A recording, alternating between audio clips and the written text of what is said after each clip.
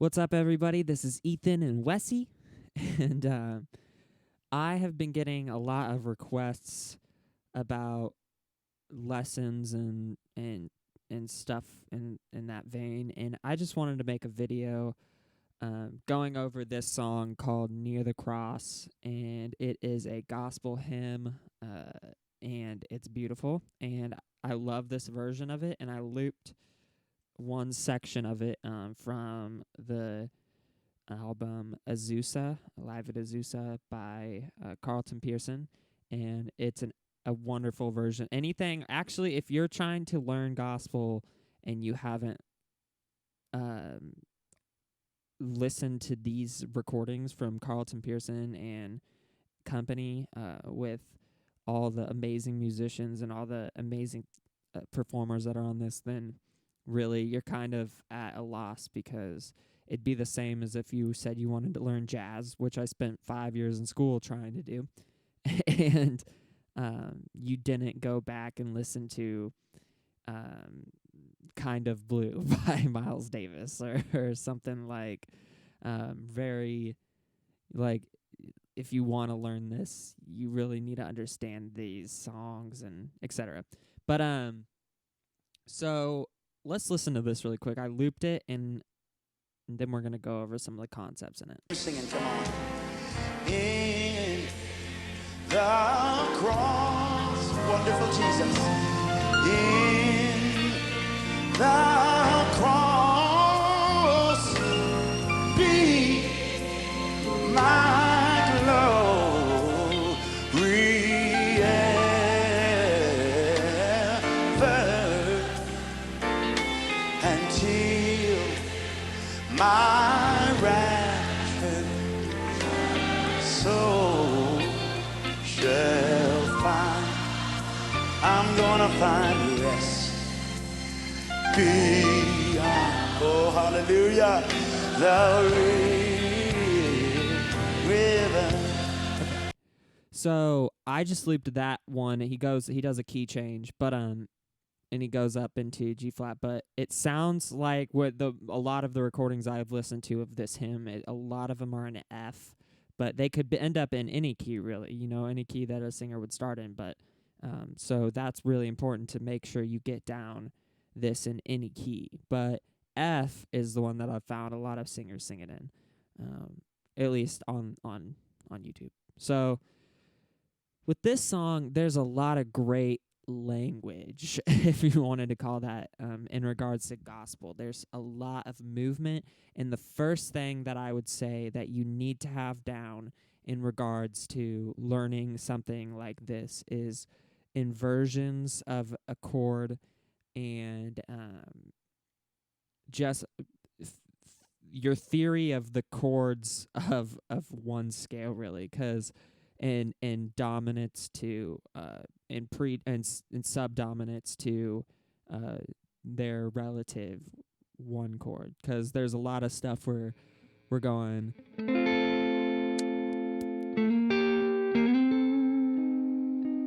that turns into dominant, but it's like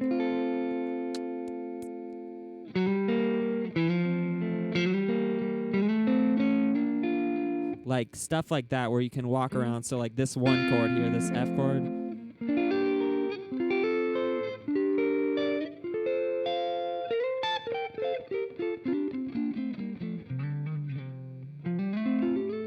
like all those inversions. And something that I've noticed a lot of guitar players do when they play a song like this, they'll walk around with the bass. So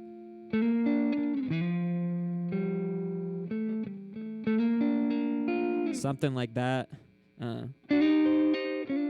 But Singing, come on. let's just start from the beginning, Singing, come on. and we'll talk about the concepts. Singing, come on. So one chord. The cross, wonderful. So he kind of singing, come on.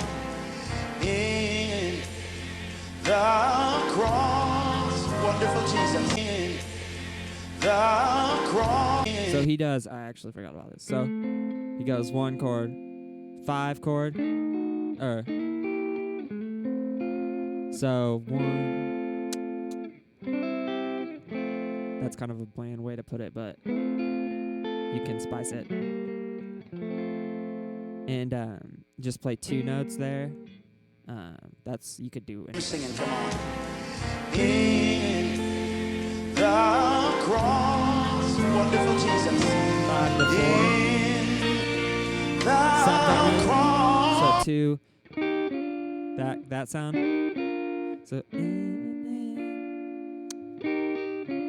or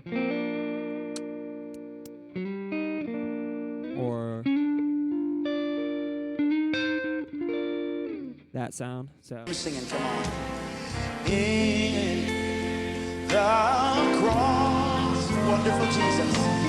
In the cross, be. so then he does up, that sharp 4 diminished.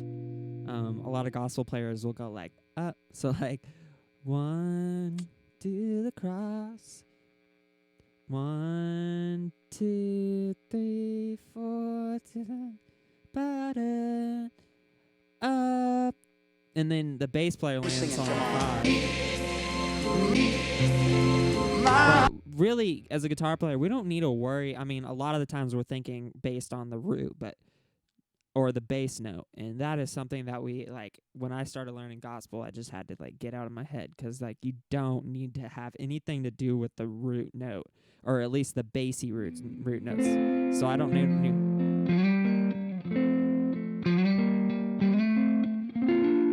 I don't need to be playing those.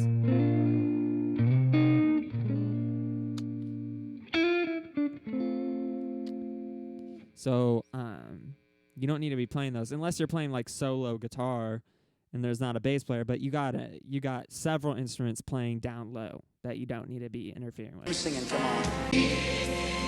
My Lord, be. So we're back to the 1 at that point. Even though I said it's the bass is on 5, you stay on the 1. Any inversion of that.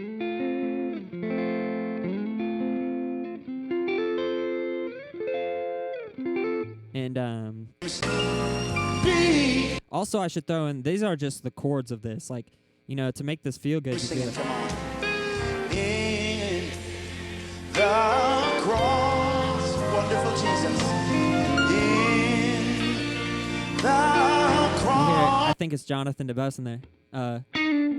Like, he's not playing like, I don't think he's playing like all these chords like what I'm showing right now, but I find it very helpful to get the chords down and at least know what the roots and the bass note, and you really want to know what everybody's doing, like, as a guitar player, because your job is to fill in the gaps at that point, and you can't know where the gaps are if you don't know what everyone else is doing. And that's why a lot of guitar players are very lost, and I don't blame them at all when they're sitting in a gospel room, because we are supposed to be filling in these gaps because we got a beautiful keyboard player that's playing these very eloquent big chords, and a bass player, playing those roots, and then we got an organ player also filling in the gaps that the keyboard players, even playing on top of each other. In organ players and keyboardists, they like have this mojo thing going down, and it's almost like telepathy, where it's like they just know what to do together. I haven't figured it out yet, 'cause guitar players, if you can get into that mojo, then you're good. Like, I haven't figured it out, but like it seems like the guys like Jonathan DeBose and Eric Walls and Agape and those guys like figured out how to work into that organ keyboard mojo.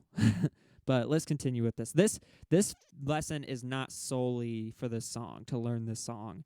It's to learn the concepts behind the song so that you can take this song and learn other gospel hymns. So that's why I'm explaining these so in depth. Be my Lord, 3, 2.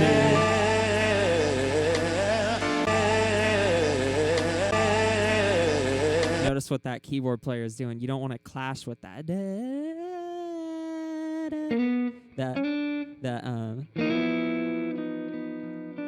You don't want to clash with that So you want to find something that's not playing on top of that, but playing around it. So let me play to 6, 3 to 6, to 2, to 5. So we got that.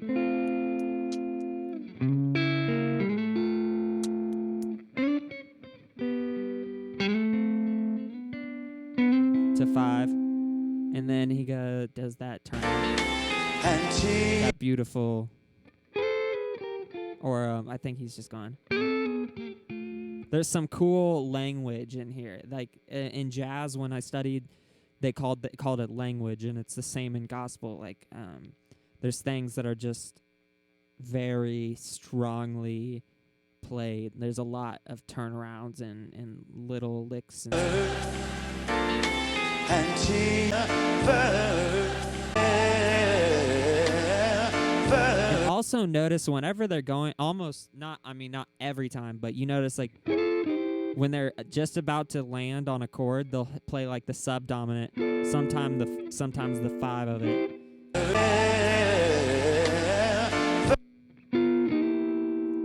So like right before they land on that 5 chord, let's go back to that 4 chord and see if Jonathan or whoever is playing guitar, he kind of nudges at that subdominant to Jesus, or that dominant to 1.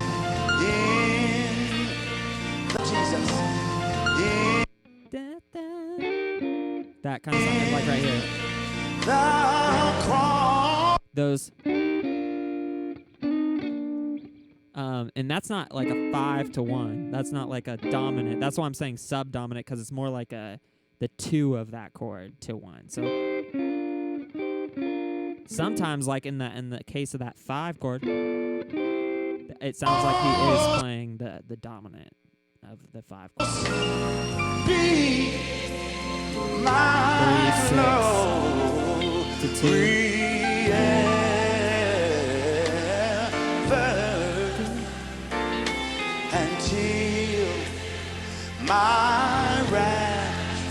So he's gone. Something like that. That 1, 2 to 1 dominant. 1, 2. So like you can play that.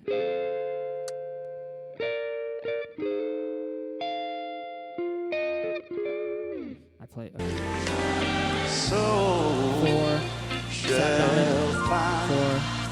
I'm gonna find rest.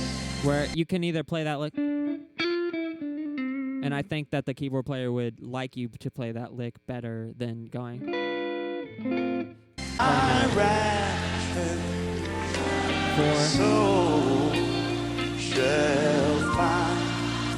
I'm gonna find rest. I don't like keyboard players. They look at. They don't typically want you to play, like, if there's a line, they probably would rather you play a line than clutter up another chord. So 2. I'm gonna find rest. 2, 5. Oh, hallelujah. And why I say 2, 5 dominant?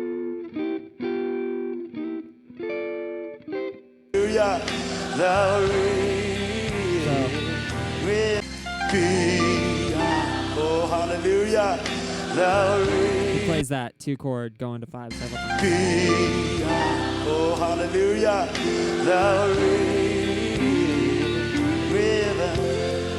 So those inversions.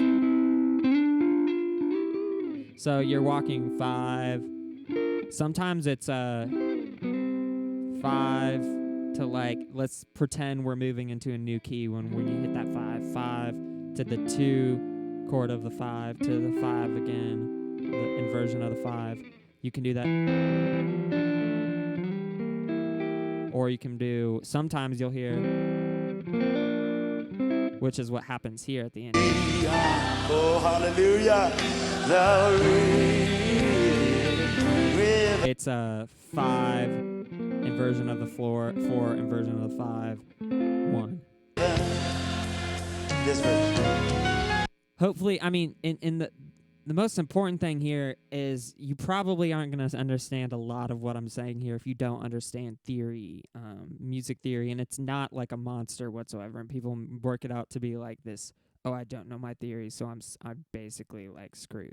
Like, no, you're not at all, because you it's not that difficult to learn theory, and you if you're playing gospel already, or if you play jazz or any genre with musicality, you're implementing all of this stuff already. It's just you just have to put a name on it. That's all theory is. So let me just do a little run through this. Sing. Can't you hear me singing? Come on. In, I really like that lick. singing. Come on. In, singing. Come on. In the cross, wonderful Jesus. In the cross, be my glory ever, until my raptured soul shall find. I'm gonna find rest beyond, oh hallelujah, the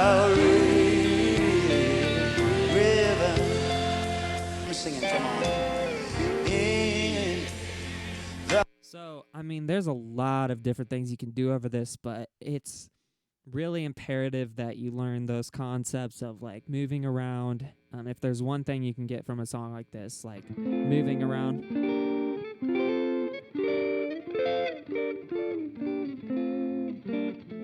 like those movements.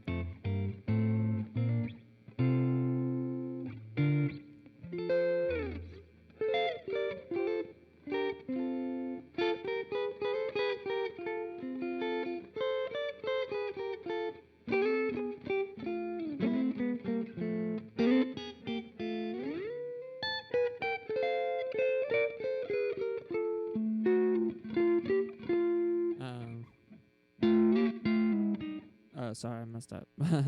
It's but yeah, so like all those inversions, and I try to keep them. I mean, you learn the full inversions and all the full chords, but it's better to like fill in the gaps, like what I was saying earlier. So instead of playing, you can play that, but it'd be cooler if you were like,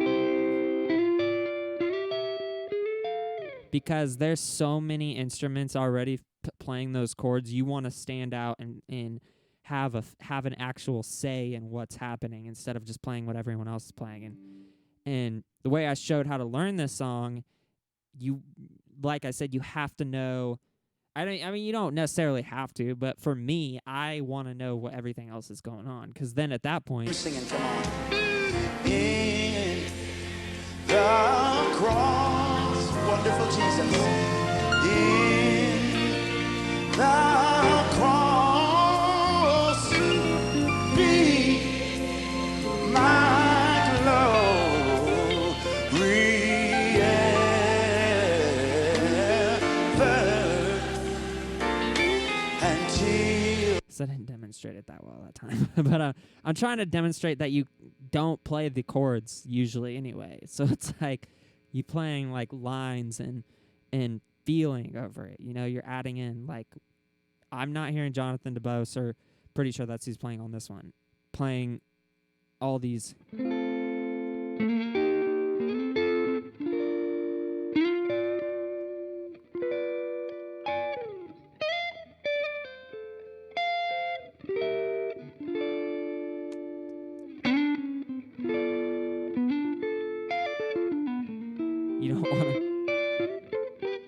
You don't want to be like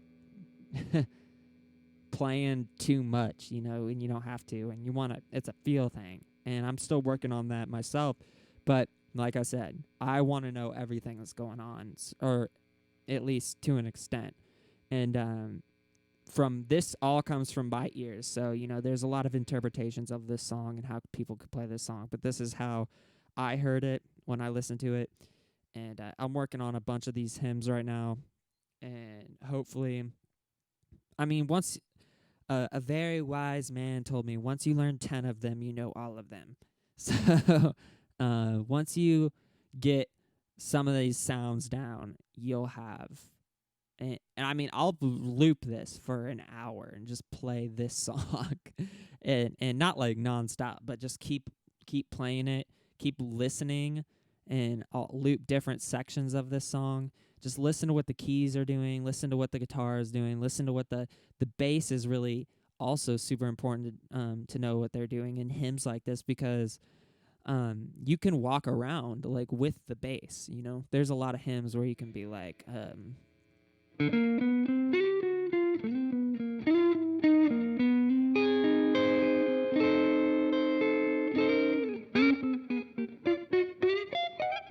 you can walk around with the bass on, and it sounds really good.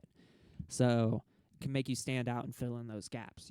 So this is just one gospel lesson. I'm thinking about giving more lessons because I've only been playing gospel a few years, so I've never felt like when someone asked me to give lessons, like, I don't know this genre, like, to be able to give you lessons. Like, I need at least 10 years with this genre before I could, like, feel comfortable, like, saying this is how it is. But I just see a lot of guitar players like me, where I'm at right now, even struggling because there's not a lot of real gospel lessons out there. There's a lot of like mimickers and like people that are just like, they say it's gospel, but it's not really like a real gospel lesson. It's like some CCM player playing CCM, and it's like, I think that's great music, and I like work on it a lot, but compared to gospel, like to say that's gospel guitar, it's like is not even close to the same thing. So it's a totally different thing, and I just really want to give out respect to the guitar players like that have laid the foundation for me to grow and learn this style, because there's so many genres that branch off here in Jabari Johnson. Of course, like on this record, Jonathan DeBose, and at out in L.A., Eric Walls is my favorite guitar player. No hate or shame thrown to any other guitar players out there, but my all-around favorite guitar player is Eric Walls, and everybody already knows that. But he will do all of this stuff just impeccably, and he wouldn't even have to explain anything to you. Like, he'd just play it, and you'd be like, okay, I just need to learn exactly what he just did there. And that's how I feel whenever I listen to him. And there's 100. I don't even know if there's that many, though. There's a lot of really great, amazing gospel guitar players out there. And so just throwing out respect to those guys that it laid the foundation for me to be able to do this video, because I learned. Oh, I should mention this. Like, don't expect to learn everything from like lesson videos or a book or something like that, because this art form, which gospel's art, is learned by your ear. And it's like, you, at least in my opinion, like, you can translate it into whatever matrix you translate it into to play it, which I have to do. Like, I have to convert everything into numbers and sequences and like almost like equations, kind of like, for me to be able to understand it, because my brain's all schizo. But like, for other people, don't expect to just go on, be like, okay, I want to learn gospel guitar, so I go on YouTube and I type in how to play gospel guitar, because that's not that's not going to get you like super far. It didn't get me super far at all. What really got me super far is 3-4 years into it now, like trying, like begging people to give me references of albums and players, and saying, hey, yo, can you like give me just like 10 songs that have really a great presence on guitar, great guitar parts that I should learn. Like, it's very, very difficult to find find a material, for me at least it was. And but it's made, I feel like it's made me a lot better, because in school for jazz they just gave you a book and was like, this is how you play jazz, and I didn't really feel like I learned how to play jazz at all, and I was in school for 5 years.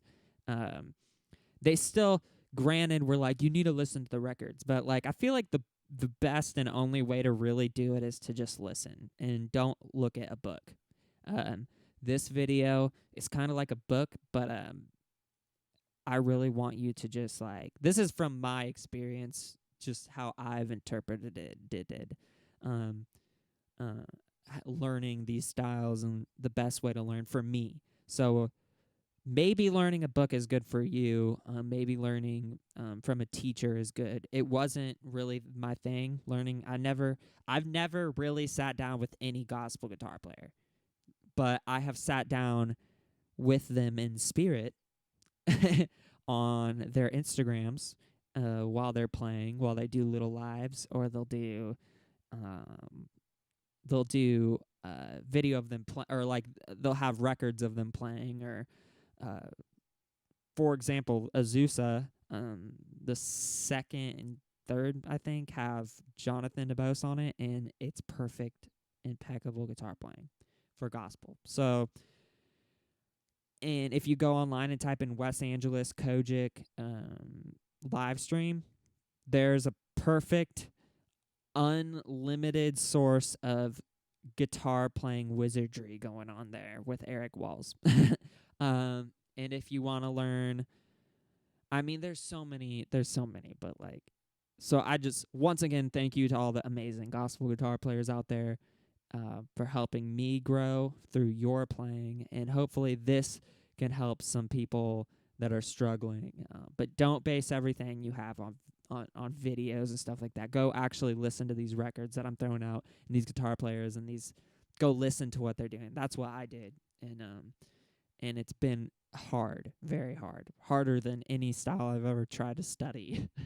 So, yeah, this has been a long video, but I just want to give some clarity and of my process, and why maybe somebody asked me for a guitar lesson, and maybe why I don't, why I'm like, I don't think that I have anything to say that can help you per se, because I'm like, yo, go listen to Eric, go listen to Jabari, go listen to these guys. Like, those guys know what they're doing. I haven't felt like I've really known what I'm doing, but I do want to just give clarity on my process. So if anyone is interested in just seeing in my brain how I translate stuff, this video is actually, I could go on and talk for like another hour because I'm really bad at that. But this video is really just a glimpse into my